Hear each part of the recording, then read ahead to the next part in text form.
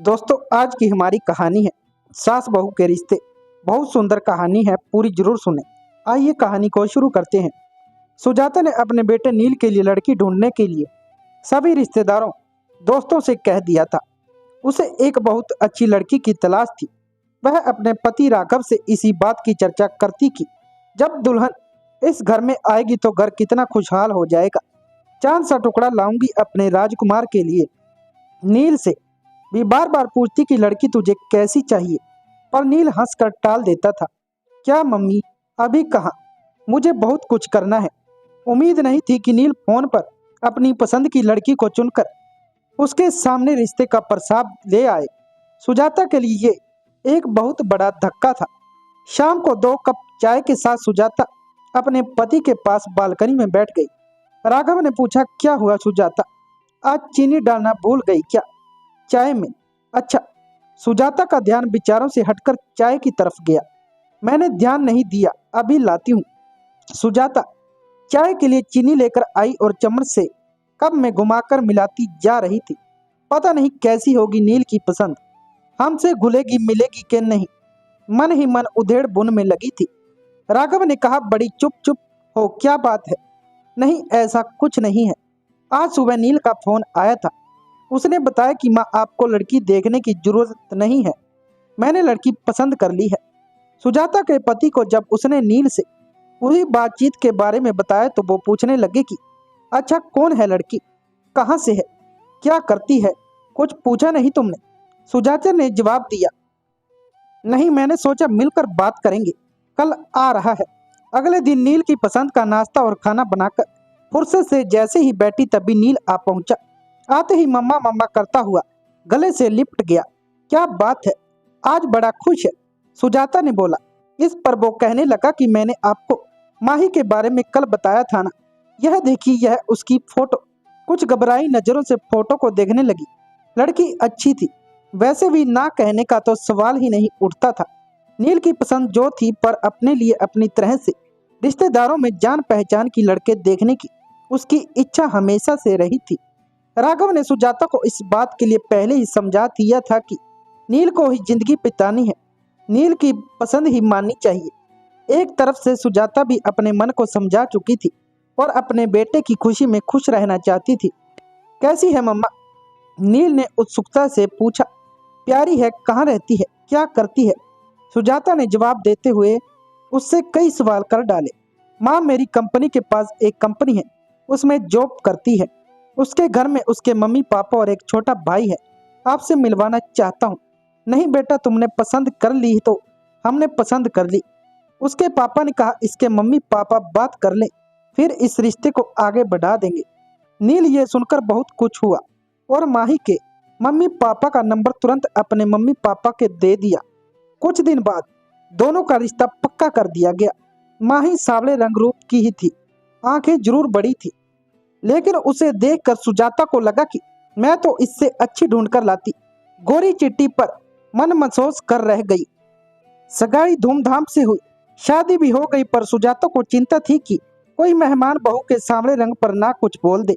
लेकिन उसने देखा माही के चेहरे पर एक मुस्कान रहती थी। दुल्हन थी माही, पर फिर भी सबका ध्यान रख रही थी। अपने पानी लिया, कुछ खाया।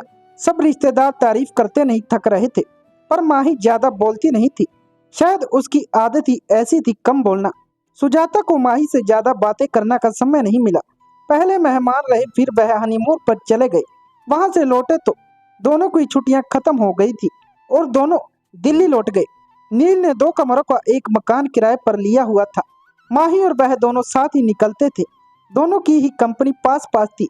फोन पर थोड़ी बहुत बात हो जाती थी, क्योंकि सुजाता को हमेशा राघव से माही की ही बात करनी होती थी। वह हमेशा कहती, माही शायद हमें पसंद नहीं करती। सुजाता को शिकायत होती थी कि वो दोनों घर नहीं आते। इस पर उसके पति राघव उसे समझा देते कि उनको छुट्टी नहीं मिल रही होगी। अभी शादी पर ली तो कितनी सारी छुट्टी, पर सुजाता के मन में एक डर था। बिना जान पहचान शादी हुई है। माही के कम बोलने की आदत की वजह से सुजाता और माही शादी होने के बावजूद भी एक दूसरे को ज्यादा करीब से नहीं जान पाए थे। एक दिन नील ने फोन किया और कहा, आप और पापा कुछ दिन के लिए आ जाओ, हम दोनों को छुट्टी नहीं मिल रही। लेकिन आप लोग यहाँ आ जाइए, साथ मिलकर रहेंगे। सुजाता ने बहुत आनकानी करते हुए मना किया कि नहीं, अभी नहीं, फिर कभी। लेकिन नील मानने को तैयार नहीं था। अच्छा, तेरे पापा से पूछकर बताऊंगी। राघव के हाँ कहने पर सुजाता की खुशी बढ़ गई और उसने एक लिस्ट तैयार कर ली कि क्या क्या राघव के साथ वह बाजार से जाकर नील की पसंद का लेगी। माही की भी खाने पीने की पसंद उसे पता चल चुकी थी, इसलिए उसने लड्डू, पंजीरी और घर का भी काफी सामान बना लिया था और बाजार से भी उनके लिए शर्ट और सूट खरीद लाई थी। आखिर पहली बार बेटे और बहू के पास रहने जा रही थी। राघव और सुजाता टैक्सी करके दिल्ली पहुंच गए। सुजाता सोचने लगी माही ऑफिस होगी, छुट्टी तो ली नहीं होगी, दरवाजे पर ताला नहीं था। सुजाता को अच्छा महसूस हुआ। डोरबेल बजाते ही माही ने पैर छुए नाश्ता और चाय लेकर आ गई। माही ने कहा कि आप नहा धोकर कपड़े बदल लीजिए, मैं थोड़ी देर में खाना लाती हूँ। सामने नया टावर रख दिया। ये देखकर राघव मुस्कुराए, थोड़ी टेढ़ी निगाह से। सुजाता थोड़ी सी मुस्कुराहट के साथ नजरें नीचे करके नाश्ता करने लग गई। देखा बहू कितनी समझदार है। राघव के ये कहने पर सुजाता कुछ नहीं बोली, कहती भी क्या।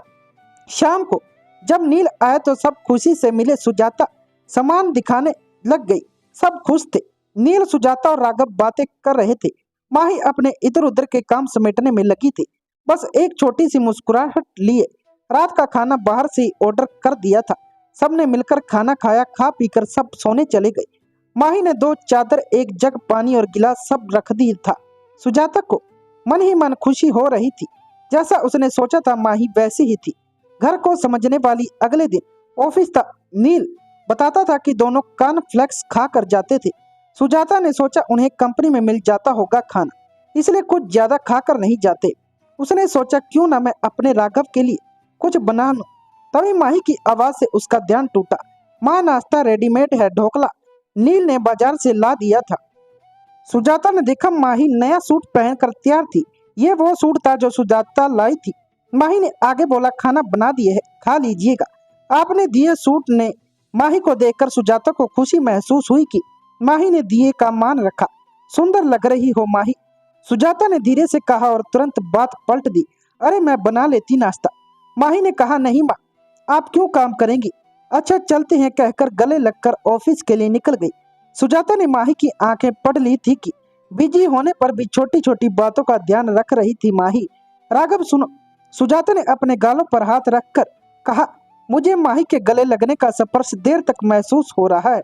आज बेटी होती तो ऐसे ही गले लगती। राघव ने भी अखबार पढ़ते पढ़ते भावुक दिल से हाँ कहा। लेकिन अगले दिन राघव ने सुजाता कहने लगी, क्या फायदा आने का, दोनों को छुट्टी भी नहीं है और टाइम भी नहीं बिता पाते हमारे साथ। राघव ने भी हाँ में हाँ मिला दी। सुजाता कहने लगी कि 1-2 दिन में हम चले जाएंगे। अगले दिन माही सुबह ही नाश्ता बनाने में लग गई। सुजाता ने माही से कहा, तुम तैयार हो जाओ, ये मैं कर लूंगी। नहीं माँ, आज शुक्रवार है, हम दोनों ने छुट्टी ली है और शनिवार इतवार की तो छुट्टी होती ही है। हमारी 3 दिन आपको यहाँ शहर घुमा देंगे। मन ही मन सुजाता मुस्कुरा रही थी कि बेटे बहू के साथ पूरा दिन बिताएंगे। चारों घूमने निकल गए। जहाँ भी संभल कर चलना होता माही तुरंत सुजाता का हाथ पकड़ लेती। 3 दिन पता ही नहीं चले। अगले दिन सुजाता सुबह ही उठकर रसोई में आ गई। माही तुरंत बोली, मम्मी जी कुछ चाहिए नहीं। सुजाता ने कहा, मैं तो इसलिए चली आई कि दोनों मिलकर काम करेंगे, सब काम जल्दी हो जाएगा। ये सुनकर माही मुस्कुरा दी। दोनों ने मिलकर नाश्ता बनाया और माही ऑफिस के लिए तैयार हो गई। नील और माही चले गए। सुजाता राघव से माही की तारीफ किए जा रही थी और राघव मुस्कुरा रहे थे। तुम वही हो जो माही के लिए इतना डरी बैठी थी। सुजाता धीरे से मुस्कुरा दी थी। शाम को नील और माही ऑफिस से आए। खाना खाते समय राघव ने कहा, नील हम कल जाने की सोच रहे हैं।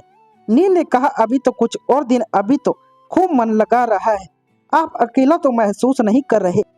नहीं नील बेटा, तुम्हारी मम्मी साथ है ना तो दिन आराम से कट जाता है। कभी टीवी देख लेते हैं और कभी अखबार पढ़ लेते हैं, ऐसे में समय का पता नहीं चलता। नील ने कहा, तो फिर क्यों जाना है। खाना खाने के बाद बर्तन समेट कर माही कमरे में आकर बोली, मम्मी जी शाम को ऑफिस से आकर बहुत अकेलापन लगेगा, आप दोनों के आने से रौनक हो गई है, थोड़े दिन और रुक जाइए। या मैं तो करती हूँ कि आप हमारे साथ ही रहिए। वैसे भी अब पापा जी रिटायर हो गए हैं, कोई काम नहीं है, आप दोनों का ध्यान हम पास रहकर ज्यादा अच्छे से रख पाएंगे। जो माही बोलती नहीं थी वह आज बड़ी बड़ी बातें कर रही थी। राघव और सुजाता एक दूसरे को देखकर मुस्कुरा रहे थे। सुजाता ने माही के पास आकर उसका हाथ अपने हाथों में लिया, कहने लगी कि कितना ध्यान रखती हो तुम हम सबका। नील बड़ा किस्मत वाला है जो हमें एक अच्छी बहू मिली। इतनी अच्छी तो मैं भी ढूंढ नहीं पाती। यह सुनकर माही सुजाता के गले लग गई। माही बोली, मम्मी जी मैं भी किस्मत वाली हूँ जो ऐसा परिवार मिला। प्यार और अपनेपन की वजह से दिल की बात दिल तक पहुंच गई थी। आजकल दोनों के रिश्तों में बदलाव आया है। समझदारी और प्यार से रिश्ते मजबूत होते हैं।